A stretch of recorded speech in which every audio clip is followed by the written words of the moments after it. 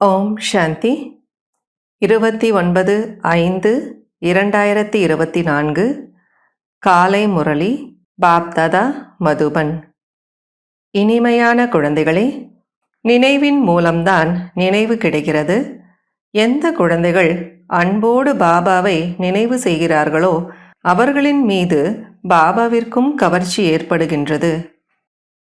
கேள்வி: உங்களுடைய பரிபக்குவ முதிர்ச்சி நிலையின் அடையாளம் என்ன? அந்த நிலையை அடைவதற்காக முயற்சி என்ன செய்ய வேண்டும்? பதில்: எப்போது குழந்தைகளாகிய உங்களுக்கு பரிபக்குவ நிலை ஏற்படுகின்றதோ அப்போது அனைத்து கர்மேந்திரியங்களும் குளிர்ச்சி அடைந்து விடும். கர்மேந்திரியங்கள் மூலம் எந்த ஒரு தலைகீழான செயலும் நடக்காது. மனநிலையும் ஆடாத அசையாததாக மாறிவிடும். இந்த நேரத்தில் அசையாத மனநிலையின் மூலம் 21 பிறவிகளுக்கு கர்மேந்திரியங்கள் வசமாகிவிடும். இந்த நிலையை அடைவதற்காக தன்னை சோதனை செய்யுங்கள். குறித்து வைத்து கொள்வதன் மூலம் எச்சரிக்கையாக இருப்பீர்கள். யோக பலத்தின் மூலம் கர்மேந்திரியங்களை வசப்படுத்த வேண்டும். யோகம்தான் உங்களது மனநிலையை முதிர்ச்சி அடைந்ததாக மாற்றும். ஓம் சாந்தி. இது நினைவு யாத்திரையாகும். குழந்தைகள் அனைவரும் இந்த யாத்திரையில் இருக்கின்றனர். நீங்கள் மட்டும் இங்கே அருகாமையில் இருக்கிறீர்கள். யார் யார் எங்கெங்கிருந்தாலும் பாபாவை நினைவு செய்கின்றனர். எப்படி சந்திரனுக்கு முன்பு சில நட்சத்திரங்கள் மிக அருகாமையில் இருக்கின்றது, சில நட்சத்திரங்கள் பிரகாசமாக இருக்கின்றது, சில நட்சத்திரங்கள் அருகாமையில் இருக்கின்றது, சில நட்சத்திரங்கள் தொலைவிலும் இருக்கின்றது. உங்களுடைய மகிமையும் பாடப்பட்டுள்ளது. நீங்கள் ஞானம் மற்றும் யோகத்தின் நட்சத்திரங்களாவீர்கள். குழந்தைகளுக்கு ஞான சூரியன் கிடைத்துள்ளார். பாபா குழந்தைகளைத்தான் நினைவு செய்கின்றார். யார் சேவாதாரி குழந்தைகளாக இருக்கிறார்களோ அவர்களை சர்வசக்திவான் பாபாவே நினைவு செய்கின்றார். நினைவின் மூலம் நினைவு கிடைக்கின்றது. எங்கெங்கே இது போன்ற சேவாதாரி குழந்தைகள் இருக்கிறார்களோ ஞான சூரியன் பாபாவும் அவர்களை நினைவு செய்கின்றார். குழந்தைகள் கேட்கிறார்கள், பாபா, நீங்கள் எங்களை எவ்வளவு நினைவு செய்கிறீர்கள் என்று. பாபா சொல்கிறார், ஏன் நினைக்க மாட்டேன்? பாபா நினைவு செய்வதில்லையா என்ன? யார் மிகவும் பவித்திரமாக இருக்கிறார்களோ மற்றும் பாபாவிடம் மிகவும் பிரியமாக இருக்கிறார்களோ அந்த அளவிற்கு பாபாவை கவர்ச்சிக்கிறார்கள். ஒவ்வொருவரும் தன்னைத்தானே கேட்டுக்கொள்ளுங்கள், நாம் எந்த அளவு பாபாவை நினைவு செய்கிறோம்? ஒருவரின் நினைவில் இருப்பதன் மூலம் இந்த பழைய உலகம் மறந்து போய்விடும். பாபாவோ ஒருவர்தான். அவரையே அனைவரும் நினைவு செய்கின்றனர். ஆனால் கர்மாதீத நிலையும் கூட அவ்வாறே ஆகும். ஆனால் அனைவருக்கும் வரிசை கிரமத்தில் முயற்சிக்கேற்றாற் போலதான் நினைவு கிடைக்கின்றது. எந்த அளவு அதிகமாக நினைவு செய்வீர்களோ அப்போது அவரே நம் முன்னிற்பது போல் தோன்றும். எந்த அளவு நினைவு செய்கின்றீர்களோ அந்த அளவு கர்மேந்திரியங்கள் சஞ்சலமின்றி இருக்கும். கர்மேந்திரியங்கள் அதிகமாக சஞ்சலம் அடைகின்றதல்லவா? இதுதான் மாயா எனப்படுகிறது. கர்மேந்திரியங்களால் எந்த ஒரு தீய கர்மமும் செய்யக்கூடாது. இங்கேயோ யோக பலத்தின் மூலமாக கர்மேந்திரியங்களை வசப்படுத்த வேண்டும். அவர்களோ மருந்துகளால் வசப்படுத்துகின்றார்கள். குழந்தைகள் கேட்கிறார்கள், பாபா, இவை ஏன் வசமாவதில்லை? பாபா சொல்கிறார், நீங்கள் எவ்வளவு நினைவு செய்கிறீர்களோ அந்த அளவு கர்மேந்திரியங்கள் வசமாகிவிடும். இதுதான் கர்மாதீத நிலை எனப்படுகிறது. இப்போது சஞ்சல தன்மை முடிவுக்கு வருவதன் மூலம் 21 பிறவிகளுக்கு எந்த ஒரு கர்மேந்திரியமும் ஏமாற்றம் தராது. 21 பிறவிகளுக்கு கர்மேந்திரியங்கள் வசமாகிவிடும். அனைத்திலும் முக்கியமானது காம விகாரம். இப்போது கர்மேந்திரியங்களை வசப்படுத்துவதன் மூலம் அரை கல்பத்திற்கு வெகுமதி கிடைக்கின்றது. வசப்படுத்த இயலவில்லை என்றால் பிறகு பாவங்கள் நின்றுவிடும். உங்கள் பாவங்கள் யோக பலத்தினால் நீங்கிக் கொண்டே செல்லும். நீங்கள் தூய்மை அடைந்து கொண்டே செல்வீர்கள். இதுதான் முதல் நம்பர் பாடமாகும்.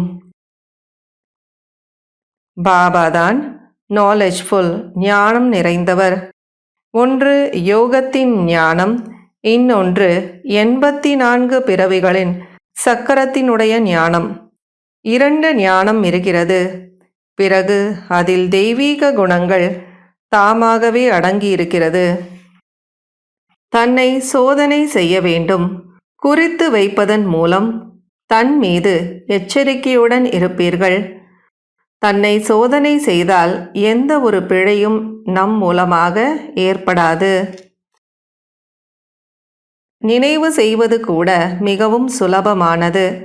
தங்க பாத்திரம் மட்டும் வேண்டும், அதாவது தூய்மையான புத்தி வேண்டும் என்று பாபா சொல்கிறாங்க.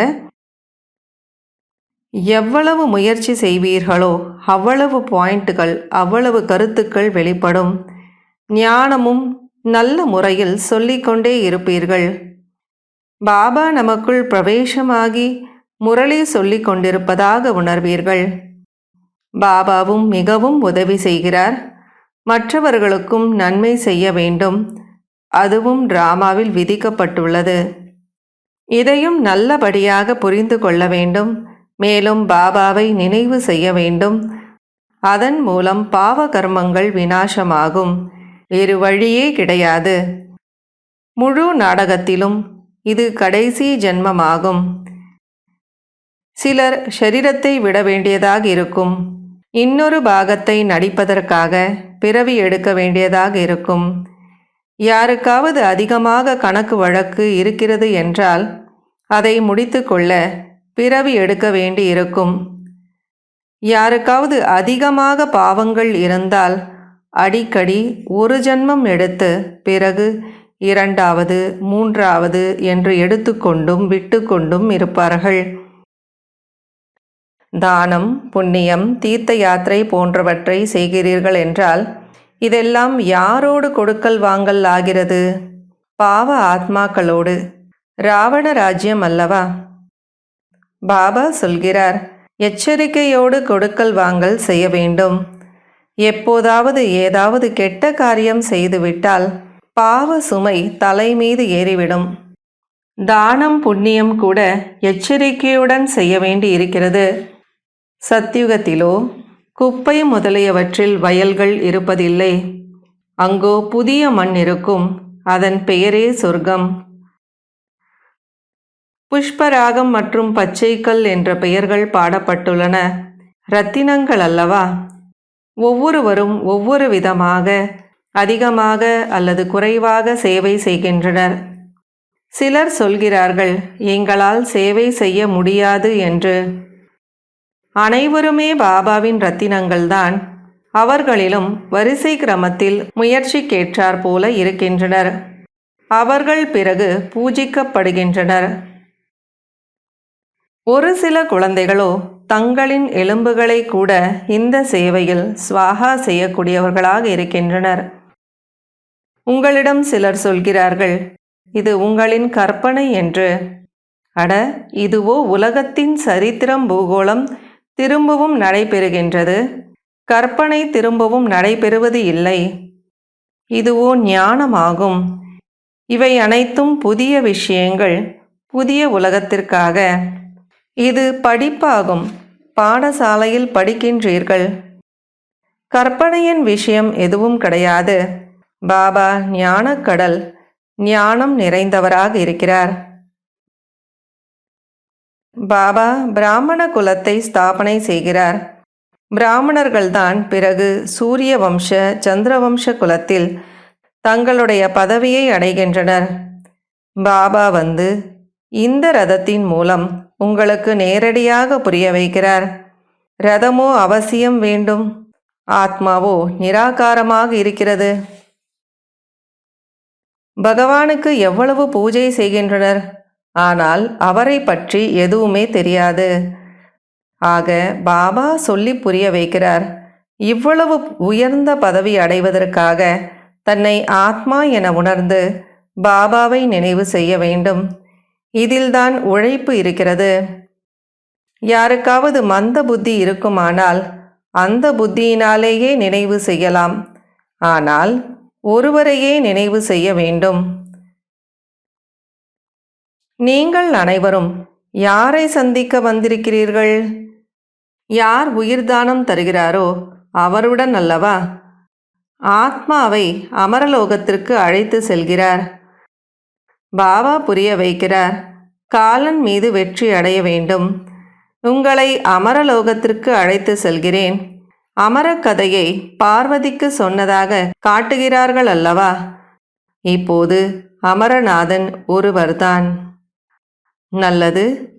இனிமையிலும் இனிமையான காணாமல் போய் கண்டெடுக்கப்பட்ட செல்ல குழந்தைகளுக்கு தாயும் தந்தையுமாகிய பாப் தாதாவினுடைய அன்பு நினைவுகள் மற்றும் காலை வணக்கம்.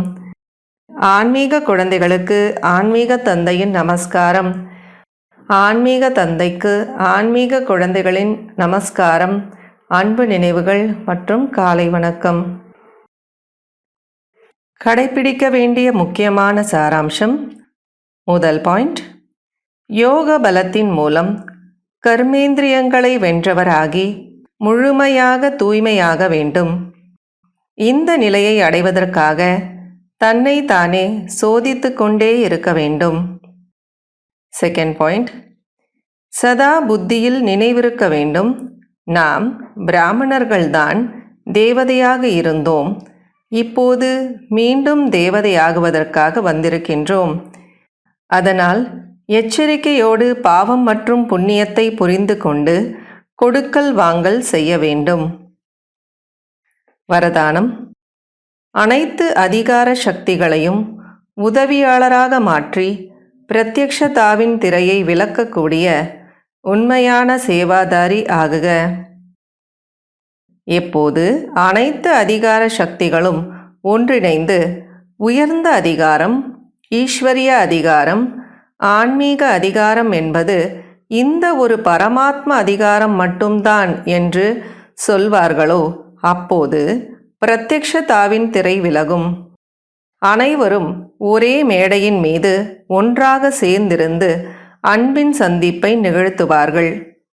இதற்காக அனைவரையும் அன்பு என்ற கயிற்றில் கட்டி அருகில் கொண்டு வாருங்கள், உதவியாளர் ஆக்குங்கள். இந்த அன்புதான் காந்தமாகும். இது அனைவரையும் ஒன்றாக குழு ரூபத்தில் பாபாவின் மேடையின் மீது கொண்டு வந்து சேர்க்கும். எனவே இந்த கடைசி வெளிப்பாட்டிற்காக கதாநாயகன் வேடத்தில் நிமித்தமாவதற்கான சேவை செய்யுங்கள். அப்போது உண்மையான சேவாதாரி என்று உங்களை கூறுவார்கள். ஸ்லோகன். சேவையின் மூலம் அனைவரின் ஆசீர்வாதங்களை பெறுவது என்பது முன்னேறி செல்வதற்கான லிஃப்ட் ஆகும். இன்றைய அவ்யக்த சமிக்கை. சதா ஊக்க உற்சாகத்தில் இருப்பது என்றால் தன்னுடைய உயர்ந்த பெருமிதத்தில் அல்லது சுயமரியாதையில் இருப்பதாகும். நாம் சதா குஷியில் இருக்கக்கூடிய மற்றும் பிறருக்கும் குஷியை பகிர்ந்து கொடுக்கக்கூடிய வள்ளலின் குழந்தைகள் என்ற இந்த பெருமிதத்தில் சதா இருங்கள். நீங்கள் சதா கொடுக்கக்கூடியவர்கள், அடைபவர்கள் அல்ல. ஓம் சாந்தி.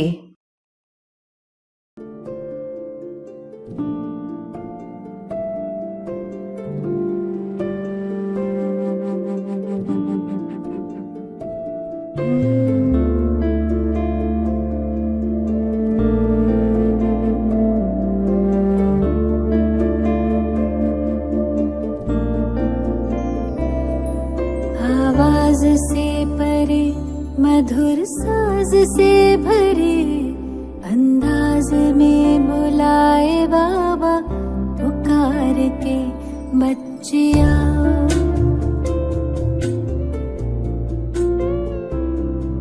आवाज से परे मधुर साज से भरे अंदाज में बुलाए बाबा पुकार के बच्चिया।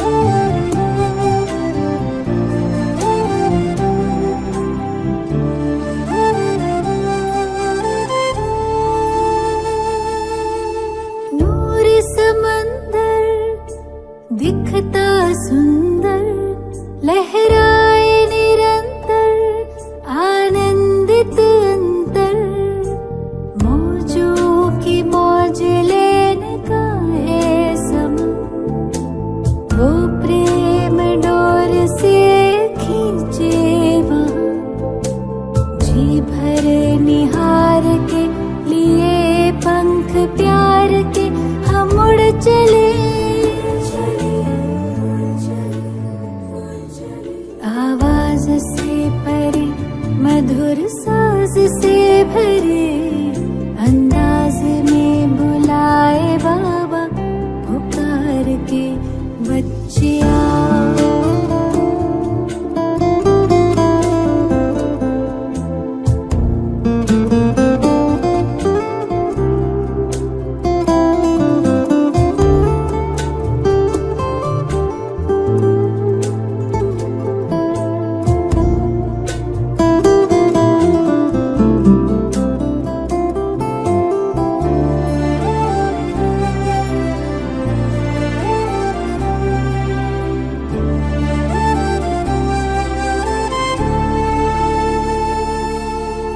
राहें देखे बाबा बाहें खोले, दिल से सुन ले मृदुल स्वर में वो बोले। राहें देखे बाबा बाहें खोले, दिल से सुन ले मृदुल स्वर में वो बोले। कुर्बान करके आओ पुराना जान, सुन प्यार से पुकारे वो शिव क्षमा, जी भर निहार के लिए पंख प्यार के हम उड़ चले।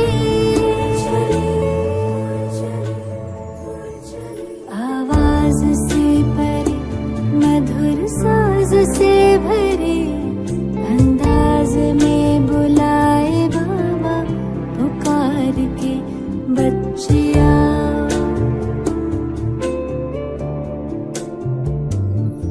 सितारों से दूर सितारों का जहां, रहता परम सितारा बेहद सुकून वहां। सितारों से दूर सितारों का जहां, रहता परम सितारा बेहद सुकून वहां।